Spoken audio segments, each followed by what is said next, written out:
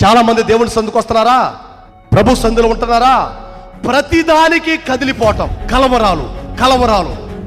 ఈరోజు పరిచర్యలో ఉన్నాడు స్థిరంగా ఉండట్లేదు, కదిలిపోతాడు. వాడు ఎడిపోతాడో తెలియదు. ఇలా వచ్చి రావచ్చు, పోవచ్చు, కొద్ది రోజులు ఉండొచ్చు, పోవచ్చు. నువ్వు ఎలా ఉండవు? కొద్ది రోజులు ప్రతి ఆదివారం నువ్వు ఐసీలో ఉన్నప్పుడు, హాస్పిటల్లో ఉన్నప్పుడు, శ్రమల్లో ఉన్నప్పుడు, వేదన, దుఃఖము, సమస్యలో ఉన్నప్పుడు నువ్వు ఒక తీర్మానం చేసుకున్నావు. ఏమని? నా జీవితకాలం అంతా నేను ఆదివారం మారుతాను. ఎన్ని పనులున్నా నేను సండే నీ పాదాల దగ్గర ఉంటా అని నువ్వు తీర్మానం చేసుకున్నావు. వచ్చావు, 2 నెలలు వచ్చావు, 6 నెలలు వచ్చావు, సంవత్సరం వచ్చావు, 2 సంవత్సరాలు వచ్చావు. తర్వాత రక్తహీనత దైవజనులు మ్యాథ్యూస్ చెబుతున్నాడే, అట్లా హీనత.